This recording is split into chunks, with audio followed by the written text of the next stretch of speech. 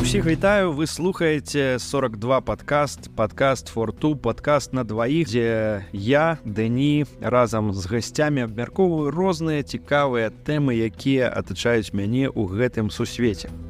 І сёння мы ад нашых такіх спраў зямных паляцім да самага небу і будзем там пра розныя небесныя справы размаўляць з маім госцем Тимофеем. Вітаю, Тимофей. Так, вітаю, Дэні. Дзякуй за запрашэнне, вельмі прыемна тут быць. Тимофей не нейкі рэлігійны чалавек, як можна было б падумаць. Наш падкаст сёння датычны космосу. І сёння мы будзем размаўляць пра розныя касмічныя справы. Тимофей робіць падкаст праз космос, так і называецца. Спасылачку я абавязкова пакіну у наших шоу-нотах. Вельмі не терпіцца задаць табе вельмі шмат пытанняў. Я чалавек хоць такі земны і па адукацыі якраз такі археолог.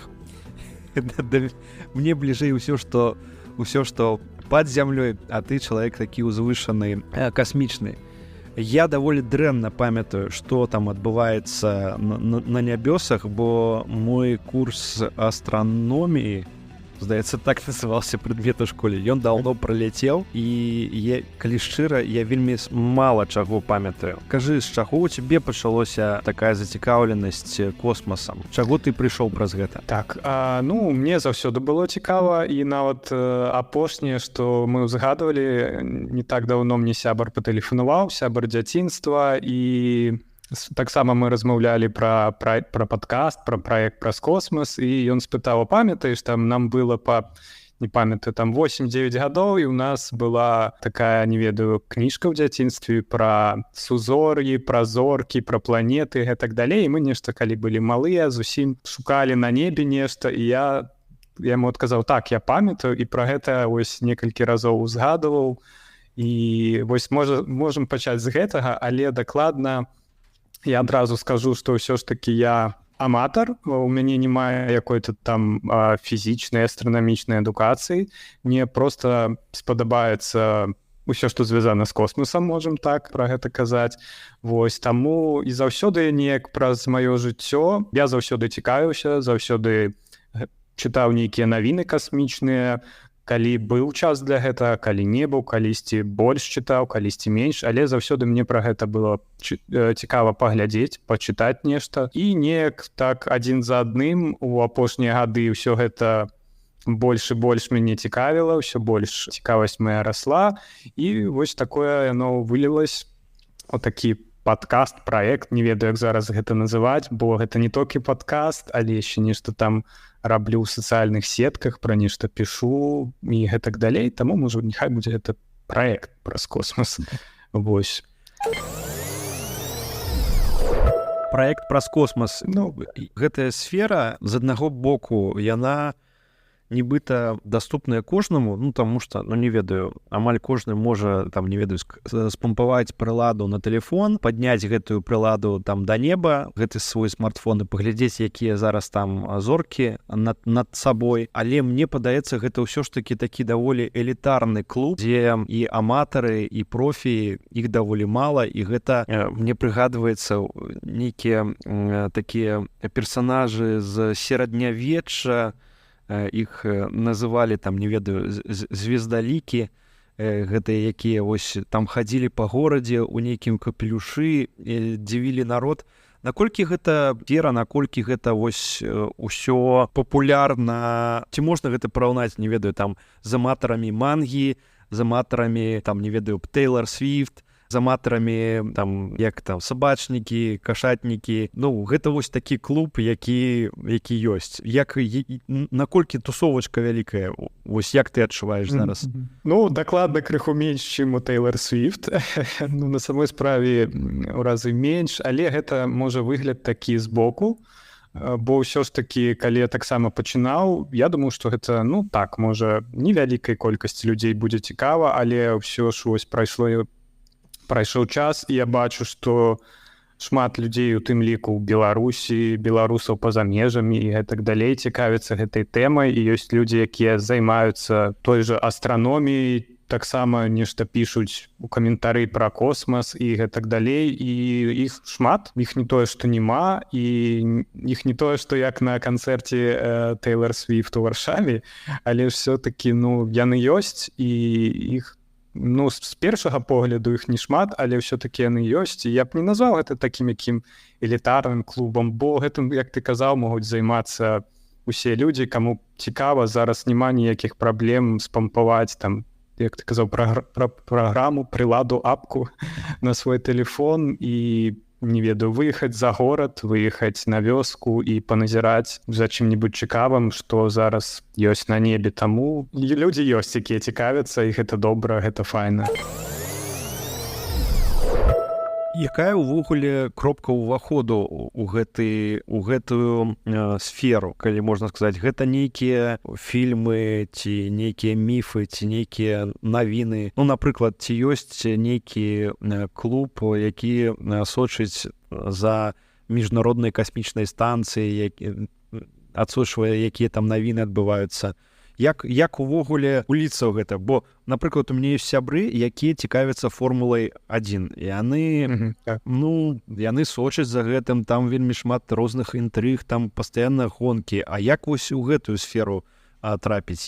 Чым чапляюцца людзі? Ўсім увогуле. Напрыклад, калі мы кажам пра тую ж міжнародную касмічную станцыю, то таксама шмат прылад, дзе вы можаце назіраць яе. Напрыклад, можна ўсталяваць себе прыладу і зрабіць сабе апавяшчэнне, калі яна будзе пралетаць, напрыклад, над вамі, праз там перад за 2 гадзіны над пралётам, там за 30 хвілін і гэтак далей.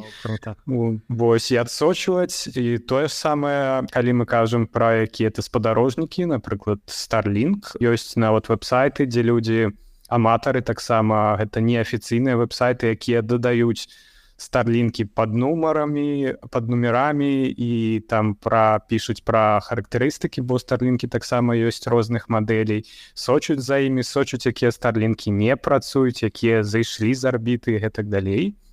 Вось людзям таксама гэта цікава, таму можна сачыць за ўсім, можна сачыць, напрыклад, за меторнымі потокамі, планетамі, месяцамі і гэтак далей, і ўсё, кожнай галіне ёсць якія-то людзі, якія гэтым непасрэдна займаюцца не першы год, якія-то форумы, чаты. Я кажу не толькі пра якія-то, можа, у нашай прасторы, я увогуле кажу пра весь свет. Все з чаго-то пачынаюць, а потым ужо вырашаюць, што для іх больш цікавае такое, і ўжо ў той галіне рухаюцца. А наколькі гэтая сфера такая касмапалітычная, агульна такая планетная, наколькі ў ёй ёсць нейкае сяброўства паміж людзьмі? Таму што, напрыклад, на станцыі міжнароднай касмічнай, якая зараз там недзе ў небе болтаецца, наколькі я разумею, ёсць і рускія, і амерыканцы, хтосьці з Еўропы, нават, здаецца, хтосьці з Кітая, так, і яны там усе неяк ужываюцца, працуюць і не лаяцца адзін з адным, магчыма. Вось, наколькі гэта такая тусовачка камунікабельная, касмапалітычная, як гэта ўсё адбываецца? На мой погляд, адбываецца паколькі ёсць дамовы, паколькі станцыя міжнародная, то там таксама жывуць, як ты казаў, і расіяне, і амерыканцы, і ёсць калі-небудзь з'яўляюцца астранаўты з Еўропы, але ж, напрыклад, у плане бяспекі, то гэта добра. Напрыклад, зараз будзе місія, якая будзе запускацца SpaceX, это Crew 9, на якой будуць 2 амерыканца, 1 расіянін і, здаецца, один прадстаўнік з Індыі, бо недакладна не памятаю, але, напрыклад, таксама ж, калі запускаецца місія з Байконура, там заўсёды таксама по абмену прысутнічае астранаўт з НАСА. Гэта першае звязана з тым, што трэба, каб усе чальцы экіпажа на МКС малі досвед палётаў як на SpaceX, як на Драгане, на капсуле, якая дастаўляе экіпаж на МКС, так і на Саюзе расійскам, каб яны мелі досвед, бо калі-небудзь, зразумела, можа якая-небудзь здарыцца аварыя, і трэба мець магчымасць скарыстацца, чтобы экіпаж мог скарыстацца як капсулай амерыканскага вытворцы, так і капсулай, зразумела, з Расіі. Таму гэтыя дамовы ёсць, і гэта зараз выглядае даволі па-сяброўскі, але ўсё ж такі былі прэцэдэнты, калі Расія выказала думку, што яна сыходзіць са станцыі, але гэта пакуль адкладзена, здаецца, да 28-го года, паколькі ў яе няма альтэрнатывы, няма сваёй станцыі, таму пакуль усё добра, ўсё па-сяброўскі, але гэта больш звязана з бяспекай, з дамовамі.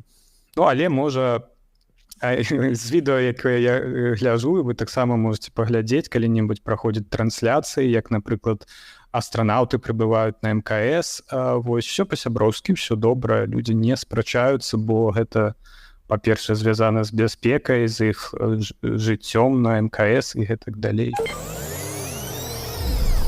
Можа якраз такі з таго, што атрымоўваецца неяк мірыцца ў небе, будзе нейкі мір і на зямлі, вельмі хацелася б гэта верыць. Як увогуле звычайнаму чалавеку, які жыве сваім такім звычайным земным жыццём, зразумець, навошта там вось гэтыя касманаўты болтаюцца ў МКС, у нейкай бляшчанцы, колькі 200 кіламетраў над зямлёй, да, даволі высока. Што яны там увогуле робяць, апроч таго, што робяць нейкія здымкі і выкладваюць гэта ў інтэрнэт? Навошта яны? Ну, так. Так, па-першае, вось цікава, што якраз так сказаў пра здымкі. У апошняй місіі быў чалавек, які прафесійны фатограф, і ён нас дзівіць вельмі цікавымі здымкамі. Вось, калі-небудзь я таксама іх публікую ў сацыяльных сетках падкаста. То яны там робяць на вышыні 400 кіламетраў над зямлёй. Так, боже. Так. Так. Па-першае, гэта маленькі першы крок да таго, до засваення космасу, паколькі там прысутнічае мікрагравітацыя, яны праводзяць тэсты, эксперыменты, напрыклад, па раслінах, па вырошчванню раслін у гэтай мікрагравітацыі, таксама праводзяць нейкія эксперыменты по перапрацоўкі вады. Вось, ну, не ведаю, тэма, якая не ўсім прыемна, але, напрыклад, таксама шмат ходзіць думак, што астранаўты на МКС п'юць перапрацоўваную мачу.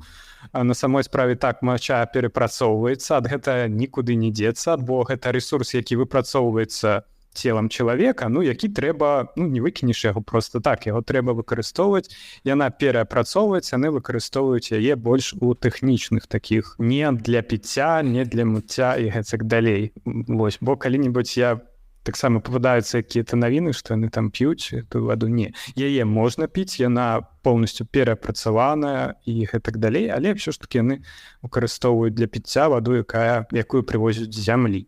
Вось, таксама шмат даследаванняў, і гэта першы крок, бо нельга адразу там, не ведаю, апынуцца на арбіце месяца, Марса, і там ужо рабіць якія-то эксперыменты, бо гэта яшчэ не даследаванне, недаследаванае месца, а МКС нам дае магчымасць нешта дазнацца новае, правесці эксперыменты і паглядзець, як яно будзе выглядаць далей. Так вось, у тым-то і пытанне, што да гэтага была станцыя «Мір», якая балталася там таксама, здаецца, ну, гадоў 15 ці колькі. І зараз ужо МКС, якая ўжо таксама, яе называюць як старая станцыя, якую ўжо хочуць там неяк, як гэта сказаць, уже кудысьці знесці. Так. Чым яны займаюцца там гадамі? Ну, добра, паглядзелі, што мачу нельга піць, ці можна піць, неяк там можна ператварыць у нешта. Паглядзелі, што ну так, можна вырасціць укроп і таматы, окей, добра, што далей? Ці гэтых эксперыментаў настолькі шмат, што гэта вось доўжыцца проста гадамі, назапашваецца нейкая інфармацыя. Гэта настолькі складана? Ну, так. Па-першае, паколькі кожная краіна хочуць праводзіць свае тэсты, свае эксперыменты, напрыклад, США, Еўропа, Японія ці Расія. Вось, таму кожны робіць сваё ў сваім блоку станцыі, але так, іх дастаткова многа. Гэта мы зараз проста такія простыя тэмы пра вырошчванне раслін паднялі, але ёсць розныя расліны, ёсць розныя умовы, вось, таму дастаткова шмат, і гэта не толькі тычыцца якіх-то там раслін, але тычыцца, напрыклад, медыцыны, якая даволі такая складаная будзе ў космосе, паколькі нам нельга будзе, нам касманаўтам, астранаўтам нельга будзе вярнуцца дадому, там захапіць лекі, падлікавацца, калі мы кажам пра якія-то далёкія вандроўкі. Вось таму гэта таксама ўсё даследуецца зараз на МКС, уплыў знаходжання чалавека на МКС. Бо умовы такіх на зямлі, на жаль, можна там зрабіць тэсты, але ўсё ж такі ўплыў мікрагравітацыі, касмічнай радыяцыі, такое цяжкавата і складана зрабіць на зямлі, таму гэта ўсё робіцца ў космосе, на МКС, вось. Вось гэтая ўся тэма з SpaceX і з рознымі такімі дзяржаўнымі агенцыямі кшталту NASA, кшталту Роскосмас і іншае. Гэта ўсё вось на сучасным такім этапе адбываецца, бо агенцыі дзяржаўныя, яны фінансуюцца за кошт падатнікаў, якія плацяць падаткі ці дзяржава, так? А вось тое, што туды прыйшлі прыватнікі, яны больш дапамагаюць ці больш хочуць зарабіць грошы, бо я разумею, калі прыходзіць дзяржаўная агенцыя, яна разумее, што яна як бы проста траціць грошы, гэта вельмі дорага. Усё, што прыстаўкай космас, гэта значыць вельмі дорага, да? Нават ёсць такі выраз, якія там кошты. Космас, то бок кошты вышэй за вышэйшыя. А калі туды прыходзяць прыватнікі, яны ж хочуць таксама зарабіць. І атрымоўваецца, магчыма, яны там нейкую суету разводзяць ці не? Гэта боку з пункту гледжання суеты, то магчыма, але ж гэта ўсё ж такі рынак.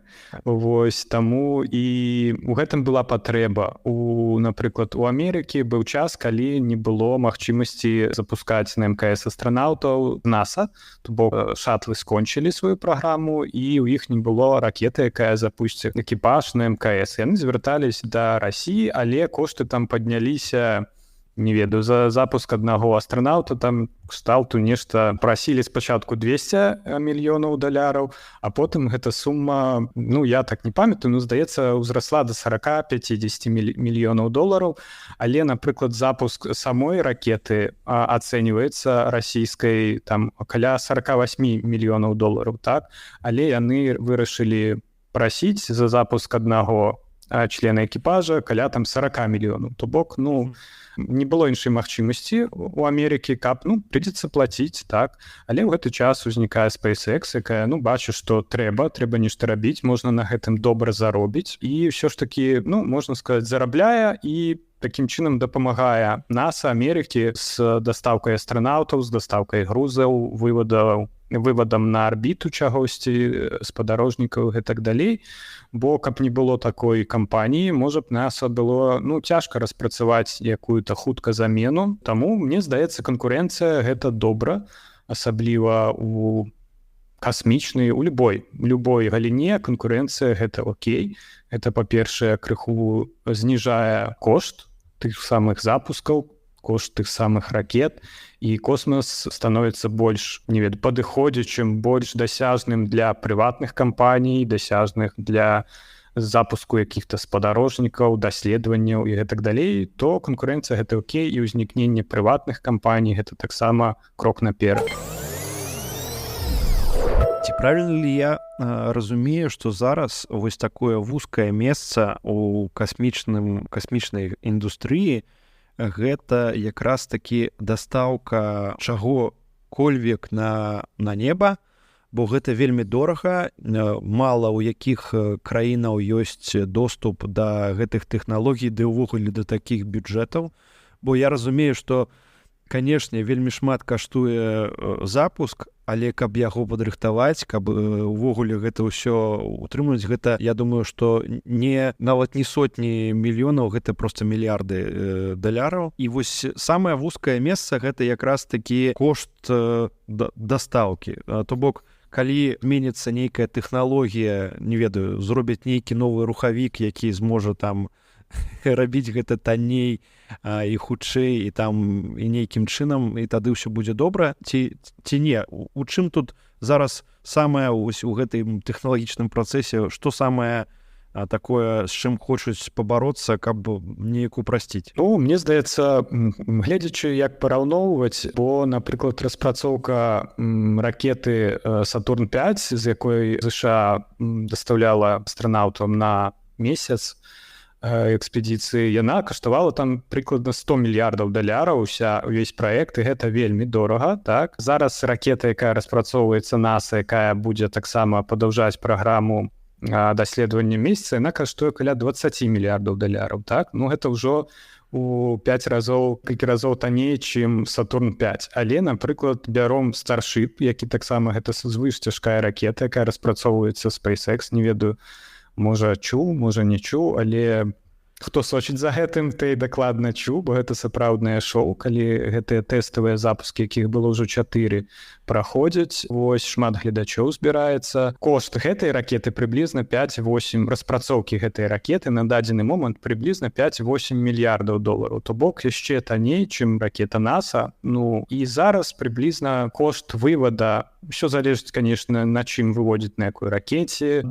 кілаграма і на якую арбіту, выводзіць карысную нагрузку, але кошт 1 кілаграма грузу прыблізна ад 5 до 10 тысяч даляраў. То бок, калі ў цябе ёсць, не ведаю, нешта, што ты хочаш запыліць у космас, напрыклад, на каля зямной арбіты, у цябе ёсць лішніх там 10 тысяч даляраў, то гэта невялікая праблема. А вось, таму зараз гэта танней, чым было раней, і спадзяюся, яно ўсё будзе дешавей. Вось, таму, не ведаю, ўсё адносна. Калі ёсць грошы, то няма праблем з гэтым, з вывадам. І мне здаецца, ёсць зараз толькі праблемы з вывадам вялікіх, цяжкіх каких-то спадарожнікаў. Ужо ў SpaceX ёсць на гэта адказ. Это Falcon Heavy, якая таксама лічыцца, ну, другой магутнай ракетай у свеце, якая дапамагае выводзіць цяжкія грузы на якія-то далёкія арбіты. Вось, таму, калі ёсць грошы, зараз гэта танней, чым было 50 гадоў таму. І вось, слухаючы цябе, я вось думаю, халера, ну, вось ёсць такая класная сфера, куды можна закідваць проста грошы без конца. Якія там войны, якія там гэтыя самыя нейкія цёркі паміж дзяржавамі. Вось, хлопцы, давайте, вы будзеце спаборнічаць у тым, хто будзе рабіць лепшую ракету, каб дастаўляць людзей на месяц ці на Марс. Ну, класная, добрая мэта, каб не забіваць і не людзей, і каб быў нармальны мір на свеце. Такая класная сфера. І ці ёсць у цябе нейкая падзея, якую вось ты ўжо чакаеш некалькі гадоў, якую яшчэ трэба чакаць некалькі гадоў, каб, ну, не ведаю, нейкае дасягненне тэхнічнае ці нейкае дасягненне людское. Ну, напрыклад, вось я так для сябе разумею, што я, магчыма, чакаў бы старту экспедыцыі на Марс.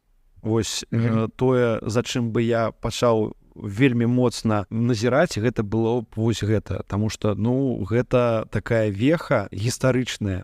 І жыць у эпоху, калі пачалася экспедыцыя на Марс, туды нават хтосьці даляцеў і нехта памахаў рукой, для мяне б гэта значыла, ну, нібыта я жыву вось у эпоху, калі людзі толькі пачалі асвойваць космас і даляцелі да месяца. Ці ёсць такая падзея? За чым зараз назіраць, калі хочаш у гэтую сферу ускочыць? Вельмі цікавае пытанне. Так, і вось, напрыклад, узгадваючы, што у папярэдняга, ці, можа, праз пакаленне таму, у іх быў таксама такі бум космасу, касмічны бум, калі першы чалавек, калі ў нас быў першы спутнік на арбіце, калі першы чалавек паляцеў у космас, і, зразумела, калі першы чалавек высадзіўся на месяц.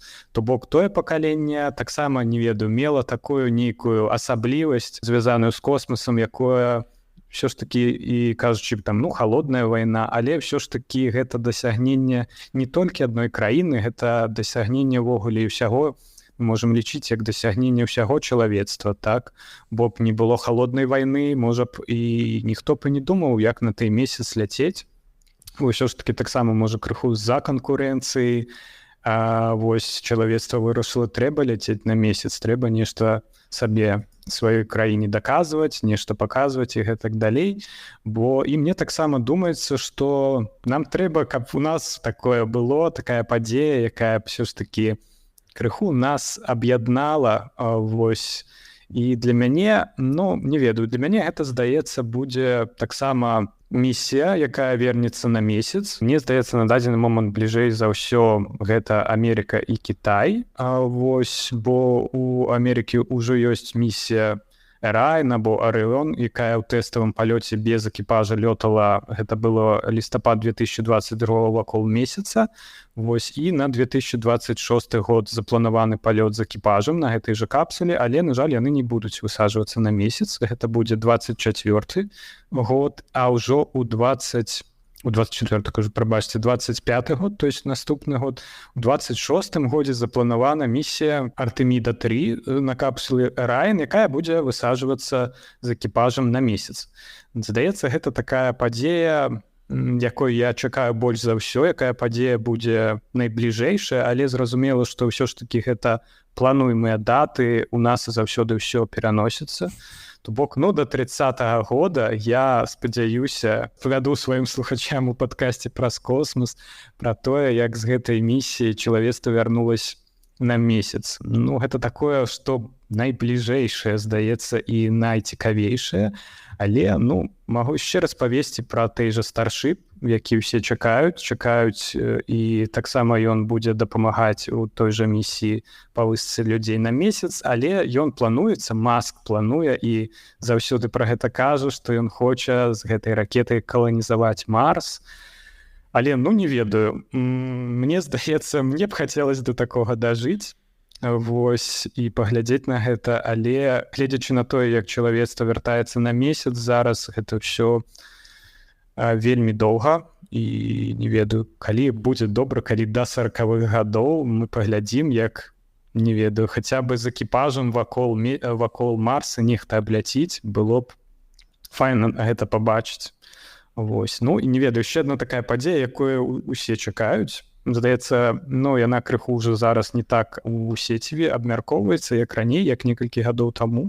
Гэта выбух Бетельгейза, гэта зорачка такая на небе, якая гэта чырвоны, здаецца, супергігант, якая вось-вось плануе выбухнуць суперновай, але у 19-20 годзе, здаецца, была такая падзея, яна пачала там з зямлі бачна, як яна пачала крыху мігаць, і ўжо ўсе пачалі пра гэта пісаць, што яна дакладна, пачакайце, год-два, і яна выбухне. Чаму гэта цікава? Таму што яна будзе бачная, гэта будзе другі, можа так, па ліку ўжо добра, трэці аб'ект на небе, які мы можам бачыць. Першае, гэта, зразумела, наша зорка Сонца, другое месяц, і по бачнасці гэта будзе трэці аб'ект, які будзе некалькі месяцаў бачны нават днём. Вось на небе. Так, будзе свяціць як палова месяца. Але ўсё ж такі у 19-20 годзе гэта была фальстарт. Ўсё ж такі там было воблака, якое гэта зорачка, не ведаю, як тут сказаць, выпусціла з сябе, і на самой справе ў яе зараз все окей. Пакуль не плануе выбухаць, але ўсё ж такі ёсць верагоднасць там па новым даследаванням, што ў бліжэйшыя 10 год яна выбухне, і мы зможам гэта назіраць па ўсім свеце, яна будзе бачная на небе, але па некаторым прагнозам яна можа не выбухнуць бліжэйшыя 100 гадоў. То бок, такое. Хтосьці піша, пачакайце, 10 год, вось яна нешта. На самой справе гэта будзе самы бліжэйшы выбух звышновай, які-небудзь назіраны на зямлі, гэта самы бліжэйшы аб'ект, які выбухне звышновай. Таму гэта цікава паназіраць, і гэта, сапраўды, таксама аб'яднала людзей, бо гэта падзея такая, якую мы можам назіраць, прям, дзе б ты не знаходзіўся, ты можаш гэта паглядзець і ўбачыць, што гэта ёсць на небе. Але гэта такое, мы гэта не можам спрагназаваць, бо яна далёка, і каб гэта спрагназаваць, трэба яе дэталёва вывучаць яе знутры, а не тока звонку, таму гэта цяжка прадказаць, і гэта не залежыць ад чалавецтва, не залежыць ад нас, а тое, што залежыць, мне здаецца, гэта бліжэйшае, это месяц, вельмі цікава будзе паглядзець. Я памятаю пра тое, што калі нам кажуць пра нейкія тэрміны, калі што-небудзь мусіць адбыцца, то з-за далечыні гэтых аб'ектаў гэта можа азначаць, што мы проста пабачым гэта калісьці, а гэта ўжо даўным-даўно адбылася там. А наколькі яна далёка, наколькі да нас хутка далятае сігнал адтуль. Ну то бок вось гэты выбух ўжо можа быць адбыўся, да нас просто яшчэ ляціць святло, так? Так, гэта хутчэй за ўсё так і ёсць, бо я дакладна не памятаю, наколькі адлегласць да Бетельгейзе. Так, хутчэй за ўсё гэта ўжо здарылась, паколькі яна там, здаецца, нешта каля 50 светлавых гадоў. Магу памыляцца, можа 60, но дакладна не менш за 40.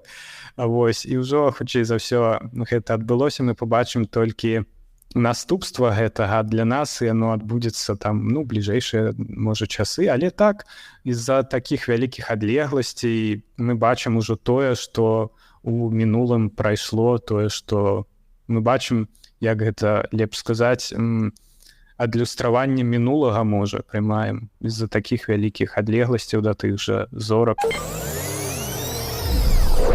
Тэма для мяне настолькі далёкая і настолькі, яна далёкая і фізічная, і геаграфічная, і там, і ў галаве не ўкладваецца колькасць гэтага ўсяго, што там лётае па небе. Каб закахацца ўвогуле у тэму зорак, назірання зорак, чытання пра зоркі, які б ты пасаветаваў нейкія, можа быць, кнігі ці фільмы, ці не ведаю, можа яшчэ нейкіх блогераў, якія добра пра гэта распавядаюць, бо гэта такая сфера, куды вось, як мне падаецца, вось ты нешта табе ў сэрцайка трапіла, і ты вось усё і паляцеў гэтым цікавіцца, таму што яна проста гіганцкая, там можна бясконца. Я думаю, калі там пра зоркі чытаць нешта, нейкія даследаванні, можна да пенсіі чытаць, там і не паўтарацца. Можам пачаць з какого-то забаўляльнага контента, бо здаецца гэта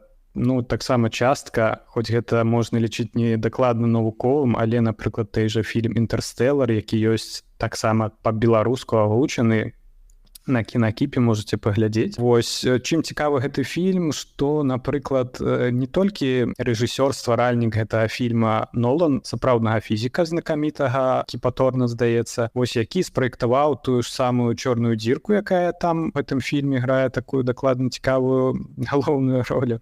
Вось, ён стварыў гэту мадэль, візуалізацыю гэтай дзіркі, выкарыстоўваючы токаматэматычныя вылічэнні, вось, на момент стварэння гэтага фільма. А потым, калі мы дакладна атрымалі здымак чорнай дзіркі, то яна была, такая ж, не такая дэталёвая, як у фільме, але яна выглядала таксама, як там. Бо, гэта цікава, што фізік стварыў мадэль, потым праз некалькі год даведались, што яна сапраўды так выглядае. То бок, гэта ўсё-такі забаўляльны фільм, але ёсць у ім нешта тое, на што трэба звярнуць увагу. Што тычыцца больш такіх дакументальных, то могу параіць «Добранач Опі» або «Good Night Опі». Гэта фільм пра стварэнне марсаходаў Spirit і Opportunity, вось, якія былі адпраўлены на чырвоную планету, здаецца, у 2004 годзе, але яны ўжо не працуюць, і гэты фільм, наверное, спойлеры, не буду больш спойлеріць, паглядзіце, вельмі кранальны фільм, ён не так давно выйшаў, гэтым уже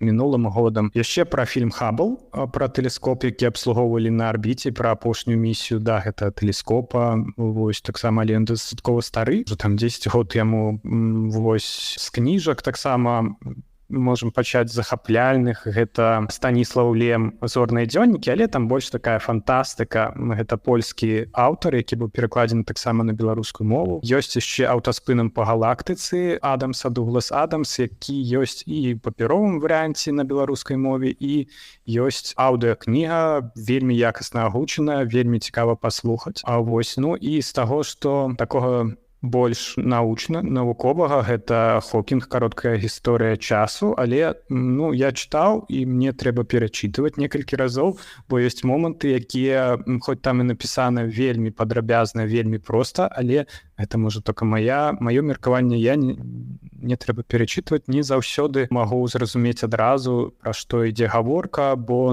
там дакладна проста напісана, але трэба маць, не ведаю, мець, напрыклад, калі вы хочаце ў пятніцу вечарам пачытаць нешта цікавае, дазнацца, то, можа, гэтая кніжка не зойдзе, бо трэба на ёй засяродзіцца, шмат думаць, вось, можа, нешта яшчэ ў гэты час шукаць у інтэрнэце, якія-то адказы, нешта незразумелае. зразумела. Вось, але з такога, здаецца, вось все тое, што цікавае і навуковае і забаўляльнае.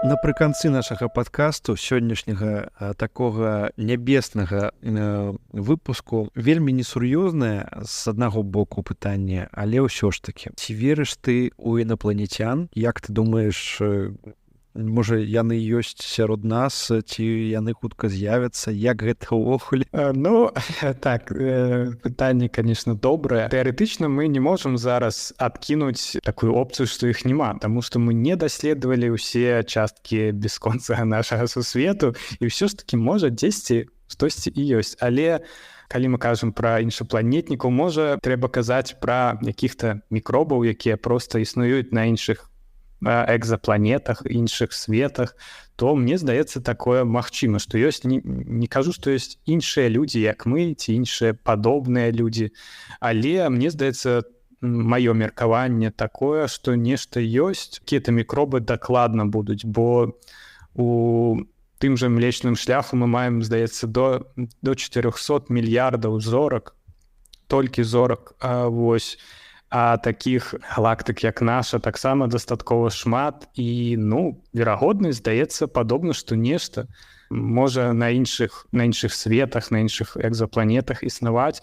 Мне падаецца вялікая, але гэта можа выглядзе быць як тыя ж самыя мікробы, ці якія-то простыя какие-то арганізмы, то я лічу, што гэта ёсць. Мне здаецца, што, нешта сказаць пра тое, што гэта няма, таксама мы не можам, бо нічога такога не вывучана. Таму, адсюль і такая выснова. Таму, мне здаецца, нешта проста можа быць. Заўжды, калі пагляджу гэты самы, як ён называецца, гэта кіно, «Людзі ў чорным», заўжды потым хожу цэлы тыдзень і гляджу на ўсіх навокал, таму што мне падаецца, што яны ўжо з намі. Якая была б твоя парада людзям, якія толькі пачынаюць цікавіцца касмічнай тэмай? Як гэта цікава вывучаць, як людзей да сябе прывабліваць, як зрабіць нейкі, не ведаю, клуб? Як ты вось сам бачыш гэты працэс? Па-першае, магу параіць падпісацца на сацыяльныя сеткі падкаста «Праз космас». Канешне, шмат імкнуся нешта цікавага знаходзіць, посціць. Мне здаецца, ўсё пачынаецца з першых крокаў, калі ты нешта пачынаеш чытаць, потым табе цікава якая-то тэма, ты пачынаеш шукаць какую-то дадатковую інфармацыю, глядзець нейкія відэо ў Ютубе. Таму, калі вам гэта цікава, проста знайдзіце час для гэтага, патраце на гэта, не ведаю, 10 хвілін, 20 хвілін, падпішыцесь на сацыяльныя сеткі, якія-то іншыя, пачытайце нешта, паглядзіце, бо самае простае, сядьце на ровар ці на машыну, з'ездзіце за горад, паглядзіце, пашукайце зоркі, пашукайце малую, вялікую мядзведзіцу, коўш так званы, не ведаю, Касіяпею, тое, што можна заўважыць, паглядзіце, не ведаю. Вось у нас будзе падзея меторны поток Персея, таксама Персеіды. Бліжэйшы час это будзе, не ведаю, ці выйдзе гэты падкаст 12 жніўня, будзе пік меторнага потока, абяцаюць до 100 метэораў. Вось, можна з'ездзіць, зараз цёплыя ночы адносна зімніх начей. Таму выйдзеце за горад, патраце одну ноч, правядзіце одну ноч пад зорамі, парэлаксуйце, паглядзіце. Вось, і гэта ўзнікне цікавасць да гэтага. Калі вы зразумееце, што гэта цікава, я не магу не зразумець, як гэта не цікава, таму што для мяне, з майго пункту гледжання, вельмі цікава, я б хацеў бы мець больше магчымасцяў, больше часу для гэтага. Зараз цябе слухаючы, думаю, што гэта настолькі, магчыма, самы першы фан-клуб, які ўтварыўся ў гісторыі чалавецтва, таму што, у чалавека, які вось толькі там бегаў недзе па джунглях, мала было нейкіх, ведаеш, тэлебачання няма, музыкі няма, тэатру няма, і ўсё, што ў іх было, гэта зорнае неба па начах і вялікі страх, бо яны не разумелі, што адбываецца, калі там зорка нейкая ляціць па небе, гэта што, гэта значыць, што мы ўсе памрэм, ці што, і карацей, мне падаецца, што гэта можа, магчыма, адна з першых такіх рэчаў, якія ўвогуле чалавека, падштурхнулі каб нешта вывучаць нармальна, таму што вось гэта недаступна, гэта можна назіраць, але ты не ведаеш, як гэта ўсё патлумачыць, а зараз столькі магчымасцяў, столькі людзей і робяць цікавы контент і столькі розных крыніц інфармацыі, карацей, глядзі, не хачу.